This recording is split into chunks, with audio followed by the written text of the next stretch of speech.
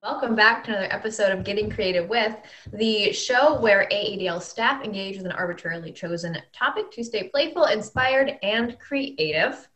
My name is Ksenia, and with me today are AADL staff members Christopher, Beth, Heidi, and Stephanie, and this week's theme was triangles. And I spent the better part of the week thinking up of triangle puns, the Bermuda Triangle, thinking of, all the disaster surrounding that, and thinking about how the V formation of a flock of geese flying south resembles part of a triangle, because I had no idea what to do at first. So, Christopher, how did you make out?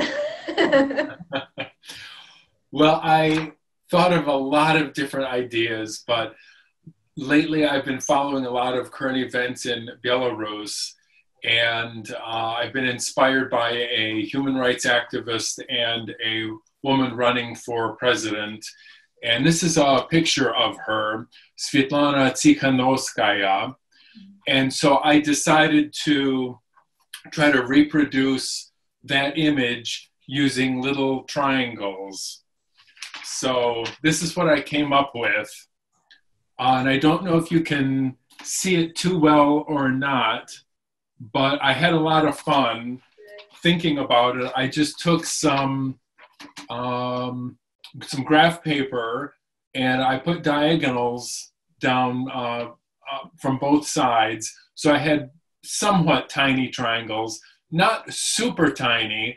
And I realized this was about the limit to what I could take with deciding whether a cell should be dark or not. And the other interesting thing I had to solve was, when do I color a little cell in? Is it just dark, or is it different from the surrounding cells?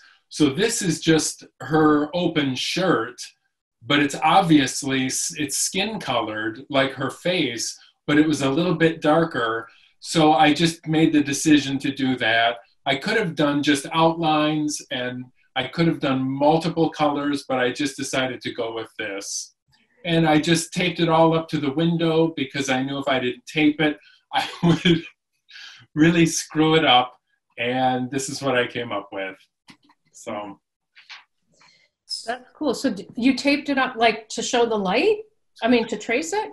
That's right. Okay. So I put this image facing the window like this, and then I put the blank piece of paper on top of it. And so, well, you won't be able to see it, but I put them both up to the window, and then I used a little marker, just a cheap Papermate marker, to decide whether that one cell should be colored in or not. And it's hard to draw standing up like this as well. Mm-hmm. Yeah. Very impressive. Did you divide up the paper just using a ruler, or like what? How did that work out? Yeah, I just took a ruler this morning and started drawing lines all over it, and then switched it to draw lines the other way too. So I thought it'd be really fun to make larger triangles and smaller triangles with the same image to just show how the resolution increased with the smaller size of triangle. But that's for a different show. That's pretty clever. Wait, so when you made the diagonal though, did you cut out triangles? Nope. Oh, I see what you colored them in. I gotcha. Yeah. Okay. So I just took regular graph paper and put extra lines on it so that each cell was much smaller. I see. And then decided whether it should be shaded in or left alone. Mm-hmm. Yeah. It was fun. That's cool. So what was the thought process behind it? Did you were you inspired by a piece of art, or was it just like you wanted to recreate an image in triangles? A few weeks ago, I just stumbled on an image on Twitter. It was just, I I don't even know what it was now, but it looked like it was an image viewed through a series of tubes. Mm-hmm. And they weren't all monochromatic. They weren't all just the same color, but thinking of all those tubes to view this photo made me think of, well, I was thinking of that when I was thinking of triangles, and I thought I would take an image and put triangles all over the page and view it that way. And then I just thought I would make it just black and white and keep it really simple. Yeah. So I was inspired by something that I had seen. Mm-hmm. Beautiful. That Thanks. is, yeah, that's stunning. Cool. Wow, thank you for that. Sure. I'm now like thinking through my mind, like whose portrait do I want to make into triangles? I love about like talking to you guys about this stuff because a million ideas afterwards. It's awesome and terrible at the same time. I've seen a lot of there's a lot of embroidery patterns that are made up of triangles, which I always think are really interesting. Mm-hmm. So it reminds me of that. Yeah. So I'm going to go to you. I didn't even think of that, but you're right. Well, you didn't have to. I mean, it's do it again. Do it all over, Christopher. You did it wrong. You just did it today too? Did you say? This morning. Okay. I tried to get creative with the morning of the show, so there's a little bit of pressure. Nice. I love that method. Yeah, just you got that day, and you're just going to dive in. Here's the thing, make it happen. It's yeah. Oh gosh, it's good training for something. I'm not sure what. You'll know it when you see it. I don't trust myself to wait that long. So, shall I reveal mine? Please do. Yes. Okay. Here it's a collage. Oh. Slash. It's on foam core. It's multi-size triangles. The patterned ones are duct tape. The others I painted and Mod Podged. I wasn't really sure which way I was going, but I knew I wanted to use these colors, and I played around with it on different backgrounds. I was really trying to put it on wood, but I didn't have the wood handy. But I had foam core, so anyway, that's my story. It's kind of, as I was putting it together, some of my inspiration is like an offset Star of David. I've they're not all like that, but I have seen pieces like that, which I always kind of like that look of a Star of David. But then I just kept placing them, and there it is. I really enjoy it's so playful, and I love the colors, the way it's really interesting. Thank you. Yeah. Yeah, I really like how the patterned pieces there draw together the pink and green flat colors. Yeah, that's what I was trying to say. Yeah, I saw the floral duct tape, and then there's also, I grabbed another roll that was the same colors but more modern, more my style really, that sort of the 60s sort of print, but I liked how the floral looked with the other side. Which way do you like to view it? Which direction up? I haven't decided, but probably like that. This is how I created it, and then I think I might do something with this border, like maybe put a little of the duct tape around the edge, but or not. Who knows? Maybe it'll just be a cat toy. But I was also inspired by the Alpha Kappa Alpha colors, and that's whoops, see? This one was trouble. Yeah, the sorority, but not that I'm not in it, but it's, now I'm forgetting, the vice presidential, Kamala Harris's sorority. So I was inspired by that too. When I saw the colors, I was like, I think I'm going to do this in honor of Kamala. That's cool. So anyway, doesn't glue, the hot glue doesn't do well with cardboard, but okay. Nice. Who knows? Maybe I'll make it into an earring. Anyway, that's me. That's my. That's cool. You sort of took the the Star of David and kind of made it into a cubist piece almost. Like, you know, seeing that from far away, I was like, yeah, I totally see that inspiration. And the fact that it's layered and has depth to it is just really attractive. Well, also, I'm just a big fan of pink and green together, so. I do too. So yeah, shiny, but thanks. I appreciate the input. Yeah. Well, you know, the other thing that's cool too is you've got that duct tape with the flowers, which have a very soft curvature, but then you've got like this, you know, definite lines of the triangles. I don't know.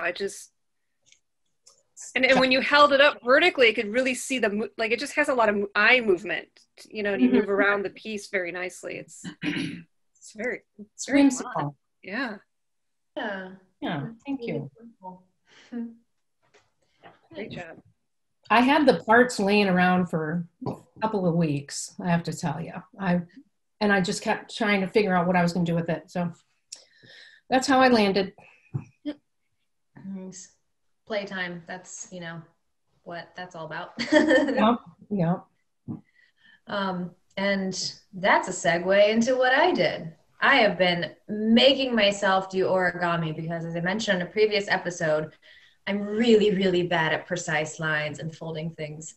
And it frustrates me, but so I want to get better at it. So as I was reading through some origami tutorials, I came upon a pattern called a crane's egg. And it's really a 6-sided kind of triangle-faced 3D shape. So I have my little garland that I made in honor of Halloween coming up. Oh. There it is. And I'll take one of these down in a moment, but I've gotten a fiddle leaf fig tree that I plan on decorating as, you know, the seasons progress. And I was like, I want a garland for that thing. And serendipity dictated that I find this pattern in an online tutorial. So I was like, you know, that would make a really, really cool decoration because I like the idea of making my own sorts of, you know, strung ornaments. And this fit the bill because it had triangles on it. And I wanted to do something that was going to challenge my very weak origami skills. So I came up with this, and I chose the colors by going with first yellow and orange. I'm like, ooh, candy corn, that's fun. But I didn't really have a good, crisp white cardstock lying around. I was like, purple will work. That's Halloween-esque.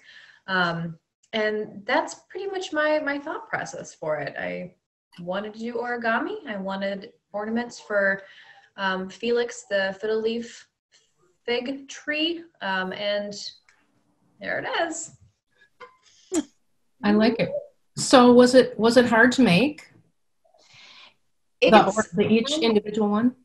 It's a bit time consuming for me just because I had to like get all the strips straight, because you start with a straight strip that's the proportions are like 1:6 to like 1:8 width to length ratio.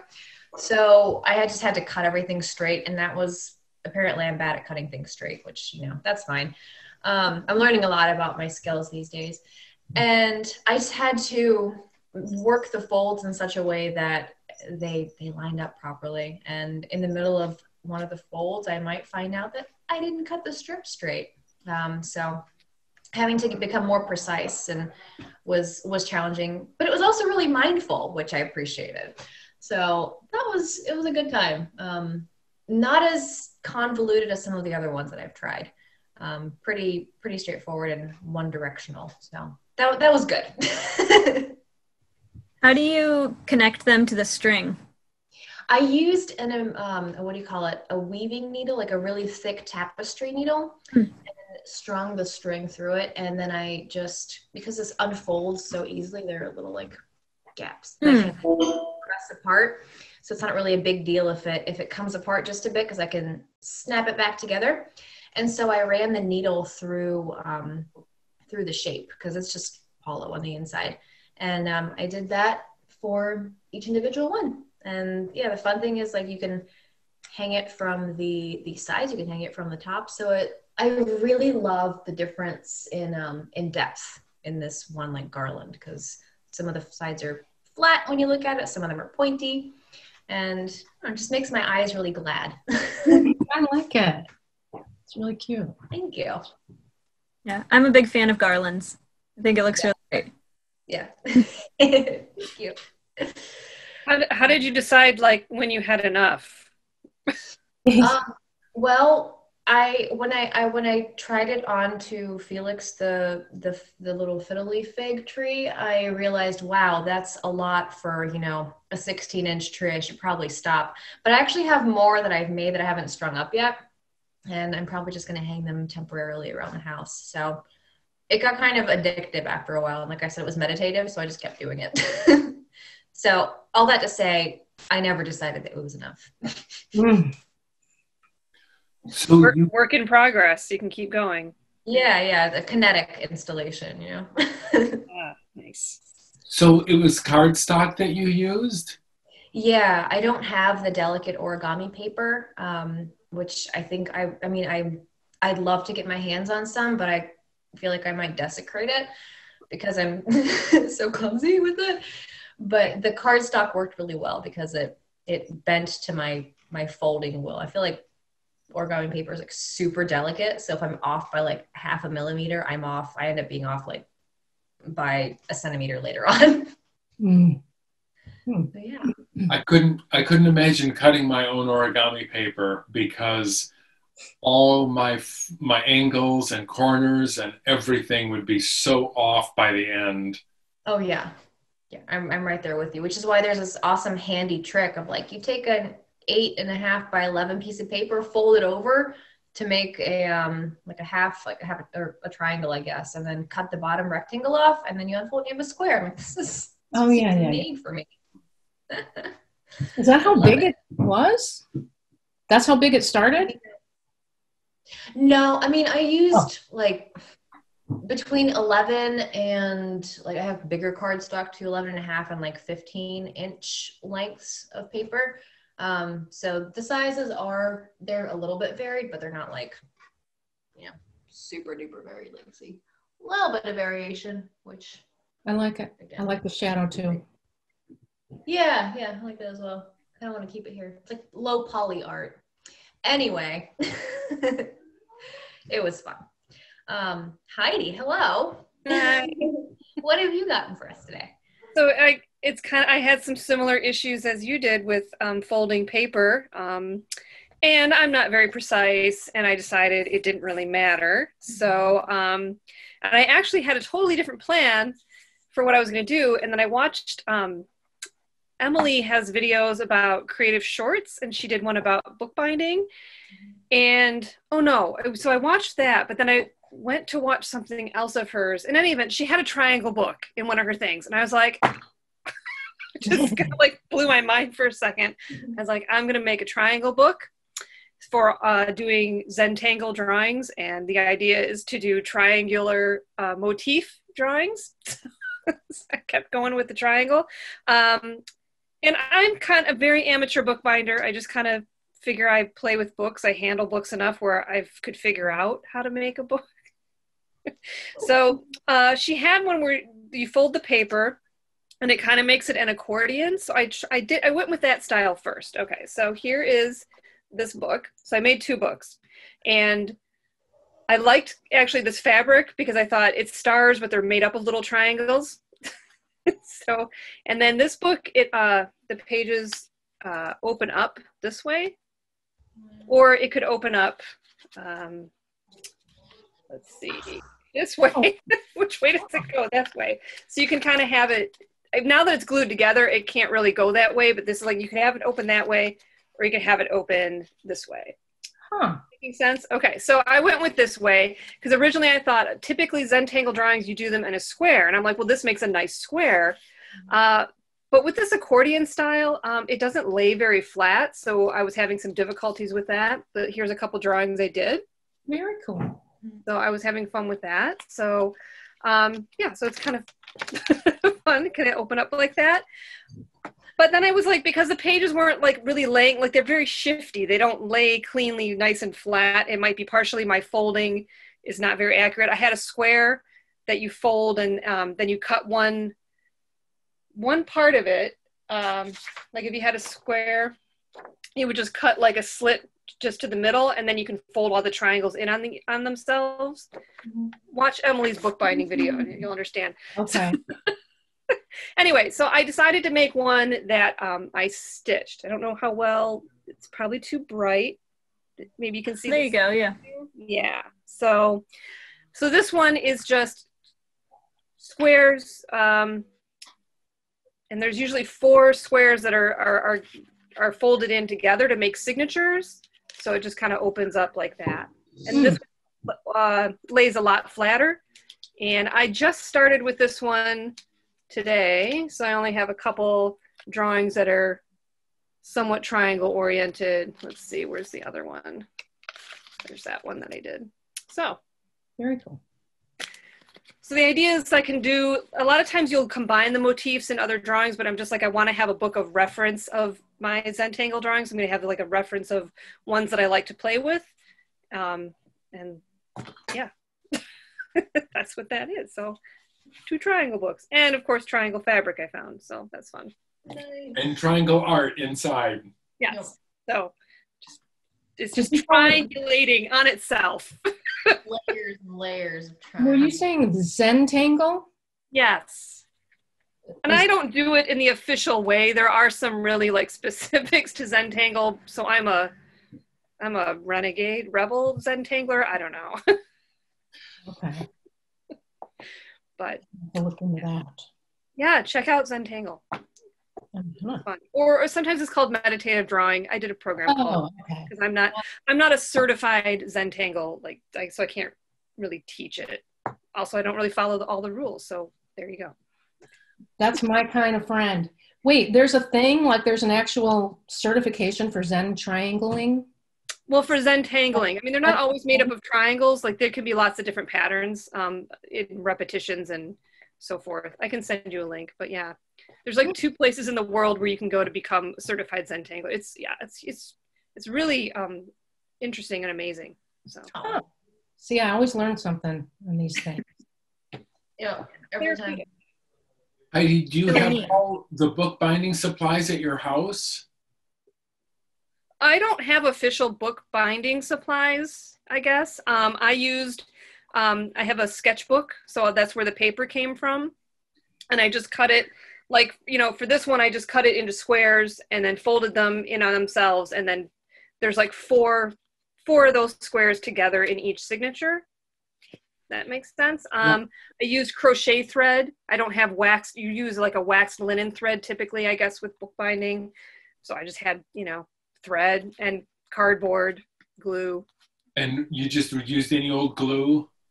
I did. I happened to use tacky glue to glue the fabric down. And then I just used a glue stick to glue, when you glue, I forget what these are called. But anyway, to glue this paper to that, to glue the pages into the book. Okay. I really wish I could remember what it's called, because I just learned it a month ago and I forgot it already. Great. Kind of embarrassing. Okay. Those are beautiful. I mean, it's kind of like you're doing a card trick when you take them apart. I'm like, whoa.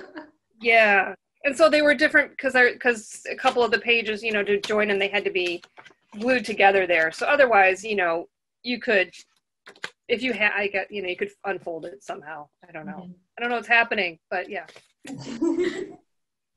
They're really beautiful. I've wanted to get into bookbinding in the past, and it always just seemed a little too intimidating, but maybe I'll give it a shot.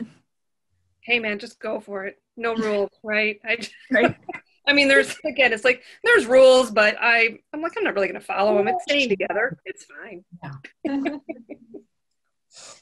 That's gorgeous.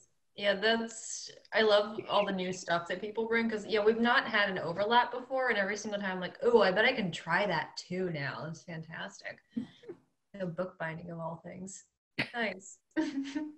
Are you going to keep filling it with Zentangles then? Yeah, that's the plan. I'm hoping this will help me stick with that because sometimes I get like, oh, I want to work on it and I never seem to find the time. Mm-hmm. So, yeah, I'm going to definitely try and just do a couple of days, especially because they're smaller like that, and just to focus on doing one. I mean, I don't know. I can show you really quickly. Sometimes they would have, where is it? Like here's one that has multiple patterns in it. So that's typically something I'd be doing more. But I feel like it takes so much planning, and I'm always trying to, overthink what to do. Like here's another one. So it's like, it's kind of nice just having one pattern. And I recently invested in a small book of Zentangle designs. And so I can go into that and pull some out that I want to do, and then just kind of be more direct with it, but have that whole relaxation meditation aspect of it too, without as much thought going into it. Yeah. No planning. Yeah. So one more question, how does one store a triangular book? I'm not sure yet because I'm using them. They're not being stored. So yeah, now I'm stumped. I don't. Dang it. I'm like, I guess they could go on the shelf like that. Well, if you put the two together, then it makes a square, and then you could put it on the shelf that way. Somehow stack them together. I guess they'll just go somehow.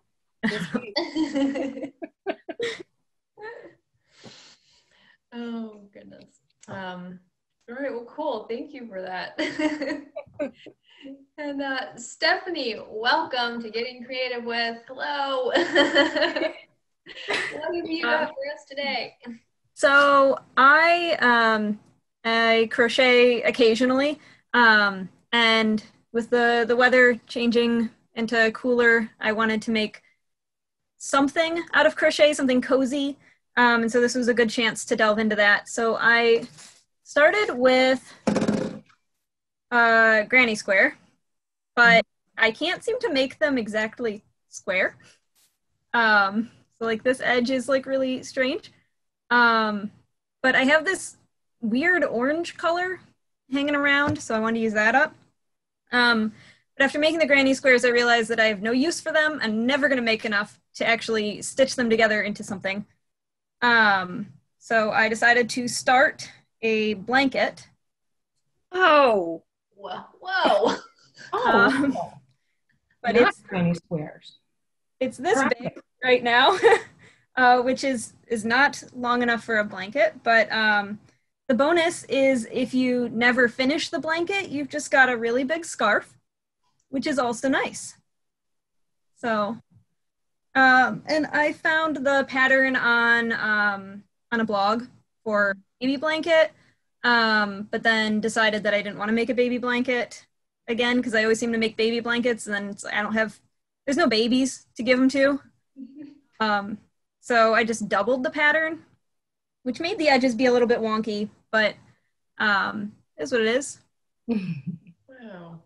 Yeah, now I just actually have to finish it. Yeah, you do. All of my other crochet projects. Very nice. So did you still make like granny triangles and then put them together, or do you just crochet? I guess I don't know enough about crocheting, but. So, no, it's all one piece. Oh, okay. But I had to change color frequently. So I think there's 5 colors here. So I've got weird orange, black, dark gray, light blue, and tan or whatever, eggshell. I'm not sure. But yeah, so once you get to the edge of one, of the triangles, and you just have to switch to another color by drawing the other color through with your hook, and sort of leaving the previous color dangling. I see. To thread in eventually, hopefully, if I ever get around to that part.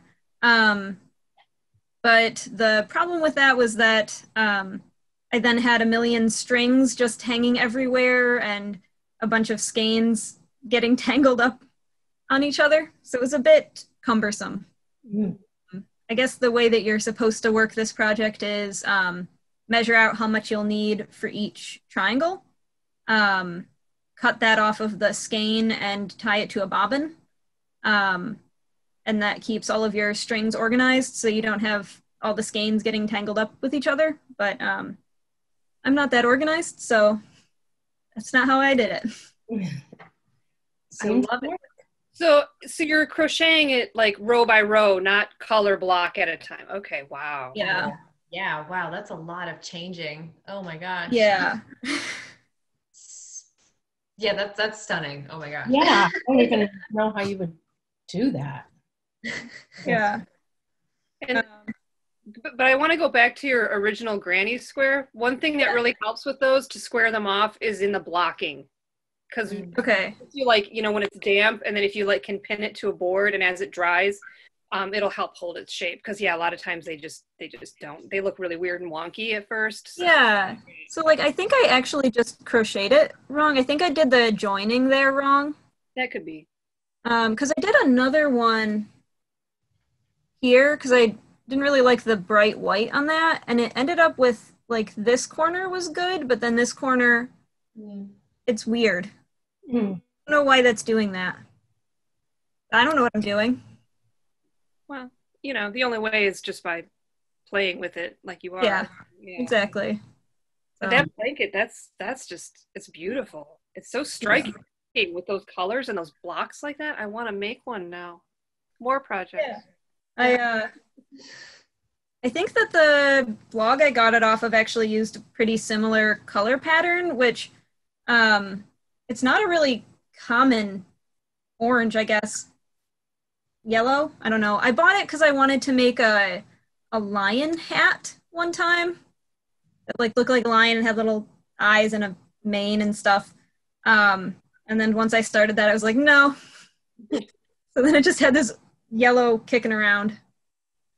So. Well, it's good you put it to good use. Yeah.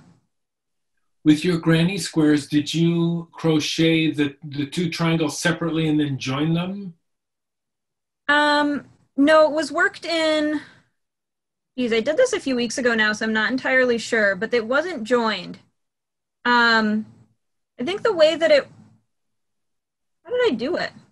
I don't know. Did you worked with both colors at the same time? It looks as you did the rounds. Yeah. Yeah, and I did it. There was a magic circle in the center. Yeah, that looks so cool.